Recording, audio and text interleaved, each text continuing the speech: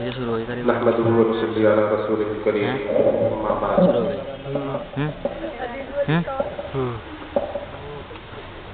يا أيها الناس اتقوا ربكم الذي خلقكم من نفس واحدة وخلق منها زوجها وبث منهما رجالا كثيرا ونساء صدق الله العظيم. حضرات، بہت سے عناوین پر گفتگو ہو چکی ہے. دو موضوعات مجھے بھی سونپے گئے ہیں، جن میں سے ایک یونیفارم سول کوڈ اور دوسرا اسلام میں عورت کا مقام. دونوں اہم موضوع ہیں اور دونوں کا تعلق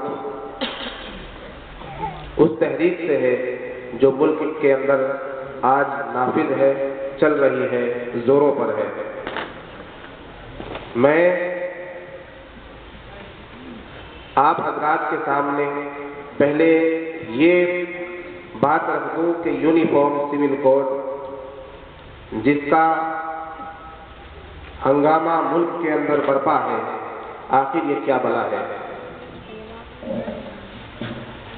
ہندوستان کی آزادی سے قبل جب ہمارے اسلاف نے اس ملک کی آزادی کے لیے لڑائی لڑی تو ایک معاہدہ ہوا کہ جب ملک آزاد ہو جائے گا اس کے بعد جو دستور بنے گا، جو آئین بنے گا، جو سنویدھان لکھا جائے گا، اس کے اندر تمام مذاہب کے ماننے والوں کو، ہر دھرم کے ماننے والوں کو ان کے دھارمک حقوق، ان کے مذہبی حقوق دیے جائیں گے اور ہر مذہب کا ماننے والا اپنے مذہبی حقوق کو حاصل کرنے میں آزاد رہے گا. یہ بات پہلے ہی طے ہو چکی تھی. ملک آزاد نہیں ہوا، ملک کی آزادی سے پہلے یہ بات طے ہو چکی ہے. ملک آزاد ہوگا تو تمام مذاہب کے ماننے والے اپنے مذہبی حقوق حاصل کریں گے اور مذہبی آزادی کے ساتھ، مذہبی قوانین کے ساتھ، مذہبی معاشرے کے ساتھ، مذہبی شعار کے ساتھ اس ملک کے اندر زندگی گزاریں گے. معلوم یہ ہوا کہ ملک کا سب سے بڑا مسئلہ وہ پرسنل لا تھا. اس لیے سب سے پہلے طے ہوا، ابھی قانون نہیں بنایا گیا، ابھی سنویدھان نہیں لکھا گیا، ابھی آئین نہیں بنایا گیا ہے. یہ بات پہلے طے ہو چکی ہے تو اس سے پتہ یہ چلتا ہے کہ یہ سب سے اہم بات، سب سے امپورٹنٹ بات ہے کہ ہر مذہب کا ماننے والا اس ملک کے اندر اپنے مذہبی تشخص کے ساتھ، اپنے مذہبی قانون کے ساتھ زندگی گزارے گا. یہ بات پہلے طے ہو چکی تھی. آج کی صورتحال کیا ہے؟ پھر اس کے بعد میں آپ کو بتا دوں، پھر اس کے بعد آئین بنایا گیا، دستور لکھا گیا، سنویدھان لکھا گیا. بابا امبیڈکر صاحب نے جب دستور لکھا تو آئین کے دفعہ 25 میں یہ لکھا ہوا ہے، جو بات طے ہوئی تھی وہ لکھی گئی کہ ہر مذہب کا ماننے والا اس ملک کے اندر اپنے مذہبی تشخص کے ساتھ، اپنے مذہبی کردار کے ساتھ، اپنے مذہبی کریکٹر کے ساتھ زندگی گزارے گا اور اسے مذہبی آزادی حاصل ہوگی. سنویدھان کے نمبر 25 پر لکھا ہوا ہے اور جتنے وکلاء حضرات یہاں موجود ہیں، جتنے ایڈوکیٹ حضرات یہاں موجود ہیں، وہ اس بات کی گواہی دیں گے، تصدیق کریں گے. لیکن آج دفعہ 144 کا بہانہ بنایا جائے یا دوسری باتیں عام کی جائیں، 3 طلاق کا مسئلہ اٹھایا جائے، یہ تمام تر کوششیں اس لیے ہو رہی ہیں کہ اس ملک کے رہنے والوں کو ان کے مذہبی حقوق سے بیزار کر دیا جائے، ان سے ان کے مذہبی حقوق چھین لیے جائیں، خواہ ان میں مسلمان ہو، خواہ ان میں سکھ ہو، خواہ ان میں عیسائی ہو یا دلت ہو یا کسی اور مذہب کا ماننے والا ہو، اگر وہ اقلیت میں ہے، اگر وہ کم تعداد میں ہے تو اس کے مذہبی حقوق کو چھین لیا جائے گا۔ یہ آج کا منصوبہ ہے اور یہ منصوبہ کسی اور کا نہیں۔ آج ہندوستان کے اندر، آپ کے ملک کے اندر جو ٹیم، جو پارٹی حکومت کر رہی ہے، اس حکومت کا یہ منصوبہ ہے کہ تمام مذاہب سے ان کے مذہبی حقوق چھین لیے جائے اور ان کے نشانے پر سب سے سامنے، سب سے آگے جو کھڑا ہے وہ مسلمان ہے، کیونکہ مسلمان ہی وہ قوم ہے جو اپنی شان و وقار کے ساتھ ہمیشہ زندگی گزارتا ہے اور آج تک اس ملک میں اپنے شان و وقار کے ساتھ زندگی گزارتا آیا ہے۔ کسی سے دبا نہیں، کسی سے ڈرا نہیں، کسی سے ہٹا نہیں، جب کر رہا ہے ہر کسی کا مقابلہ کیا ہے، اپنے مذہبی آئین کو، اپنے تشخص کو برقرار رکھا ہے اور اپنے تشخص کے لیے ہر طرح کی لڑائی لڑی ہے۔ جب اس حکومت کو ان مسلمانوں سے خطرہ لاحق ہوا تو انہوں نے یہ منصوبہ بنا دیا۔ حضرات، آج وہ وقت نہیں کہ آپ حضرات ہمیں کہیں مصلحت کا قدم رکھو، ذرا ہوش کے ناخن لو، سب سدھر جائے گا، کیوں عوام کو بھڑکاتے ہو، یہ تو فالتو کی ملاؤں والی باتیں ہیں۔ آج ایسا ماحول نہیں ہے۔ یقین کیجئے اگر ہم آج اس مسئلے کو نہ اٹھائیں تو کل آپ پر یہ قانون نافذ ہو جائے گا۔ آپ اپنی شریعت کے مطابق نہ نکاح کر سکتے ہیں، آپ اپنی شریعت کے مطابق نہ طلاق کو نافذ کر سکتے ہیں، آپ اپنی شریعت کے مطابق نہ وراثت تقسیم کر سکتے ہیں، آپ اپنی شریعت کے مطابق نہ شبے کا حق حاصل کر سکتے ہیں۔ جو مذہبی حقوق سول کوڈ کے تحت آپ کو حاصل ہے وہ تمام مذہبی حقوق آپ سے چھین لیے جائیں۔ کیا یہ ہمارے حق میں صحیح ہوگا؟ اور ہمارے ہی حق میں نہیں، یہ ہمارے مذہب کے حق میں، یہ ہمارے اسلام کے حق میں بغاوت ہوگا۔ اور اس ملک کی جو آج کی حکومت ہے، دیکھیے اس سے پہلے بھی یہاں حکومتیں ہوئی ہیں، اس سے پہلے بھی بہت سی پارٹیوں نے اس ملک میں حکومت کی ہے۔ تمام آج سے پہلے کیا کہا جاتا تھا؟ انڈین گورنمنٹ، ہندوستانی حکومت۔ اور آج کیا کہا جاتا ہے؟ میڈیا کی آواز کیا ہے؟ پرنٹ میڈیا کی آواز کیا ہے؟ سوشل میڈیا پر کیا آواز گردش کر رہی ہے؟ مودی حکومت۔ مودی صاحب نے لکھوا دیا ہے کہ اب ہمارے بعد کوئی حکومت نہیں کرے گا۔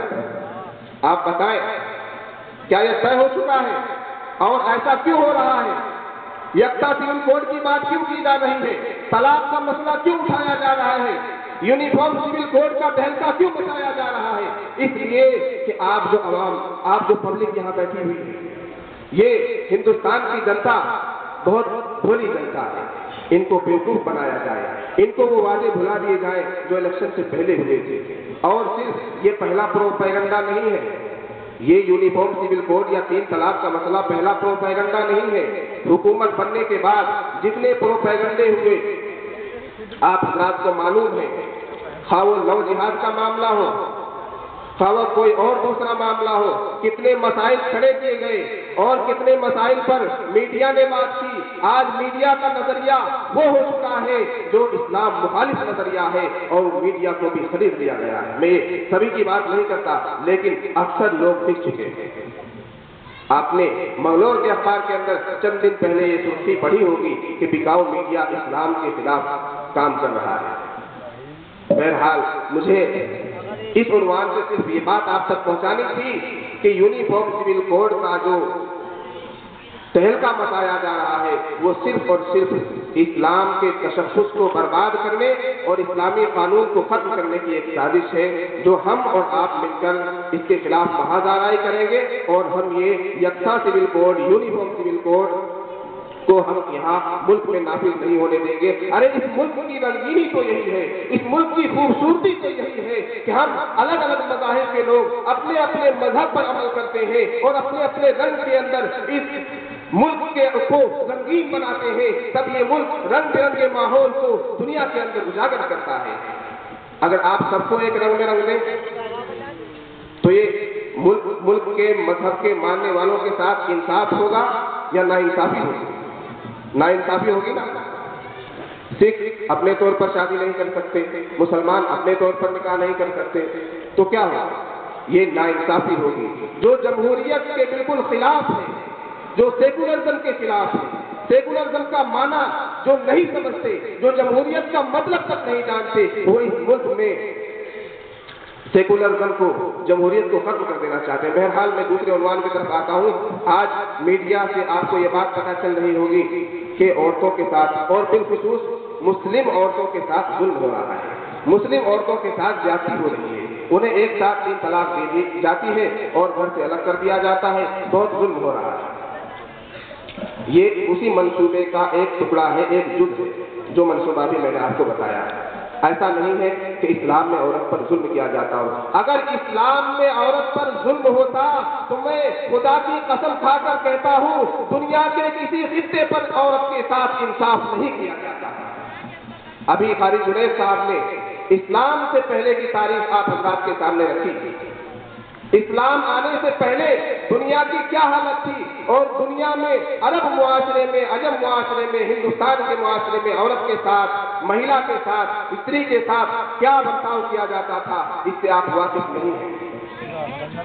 چھوٹی سی بچی پیدا ہوتی اسے زندہ دفن کر دیا جاتا تھا۔ خود ہندوستان کے اندر کسی عورت کا شوہر انتقال کر جاتا، مر جاتا، تو اس کے شوہر کو تو جلاتے ہی تھے، اس کے ساتھ ساتھ بے قصور عورت کو بھی جلا دیا جاتا تھا۔ تو بتائیے عورت کے ساتھ انصاف تھا؟ عورت کے ساتھ تمام تر ناانصافیاں اسلام آنے سے پہلے تھی اور دنیا کے ہر خطے، ہر ملک میں ناانصافی کی شکار یہ عورت تھی۔ اگر عورت کو کچھ مقام و مرتبہ حاصل ہوا ہے، اگر کچھ عورت کو حقوق حاصل ہوئے ہیں تو اس اسلام کے آنے کے بعد ہوئے ہیں، نبی پاک صلی اللہ علیہ وسلم کے تشریف لانے کے بعد ہوئے ہیں، قرآن کی نزول کے بعد عورت کو ان کے حقوق ملے ہیں۔ عورت کو جو مقام اسلام نے دیا ہے کسی نے آج تک وہ مقام نہیں دیا۔ عورت کا درجہ جو اسلام نے بتایا ہے کسی مذہب نے، کسی حکومت نے، کسی قانون نے، کسی عدالت نے عورت کو وہ مقام نہیں دیا ہے۔ عورت کو وراثت میں اگر حصہ دیا ہے اسلام نے دیا ہے۔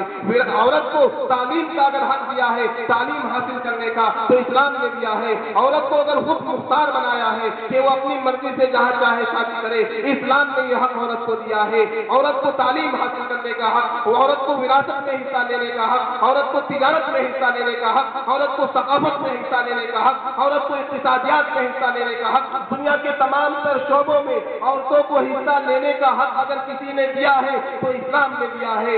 آج اگر کوئی 3 طلاق کا مسئلہ نکال کر اور اسلام کے خلاف سازشیں کر اور اسلام کے ایک مسئلے کو غلط طریقے سے بتا کر میڈیا میں اچھال کر اسلام کے دامن کو داغدار کرنا چاہتے ہیں، اسلام کے اوپر کیچڑ اچھالنا چاہتے ہیں، تو یہ ان کا پروپیگنڈا تو ہو سکتا ہے، لیکن اسلام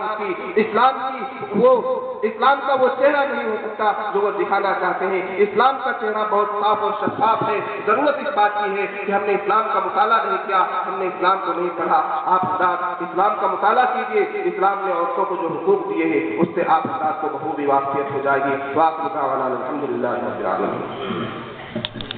ماشاء اللہ حضرت مولانا آفتاب اظہر صدیقی آپ حضرات کو اسلام نے عورت کا مقام و مرتبہ اور یکساں سول کوڈ ان عنوان کے مطابق آپ حضرات کو بتلا رہے تھے، تو اب میں اپنے پروگرام کو آگے بڑھاتے ہوئے حضرت الحاج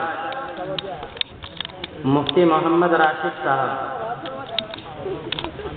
جو ضلعی نائب صدر ہیں جمعیت علماء کے، تو میں حضرت سے درخواست کرتا ہوں کہ وہ آئے اور ان کے جو عنوانات ہیں وہ مسلم پرسنل لا بورڈ کیا ہے اور میراث آئلی مسائل کا عدالت میں لے جانا، تو ان موضوعات کے اوپر بیان فرمائیں۔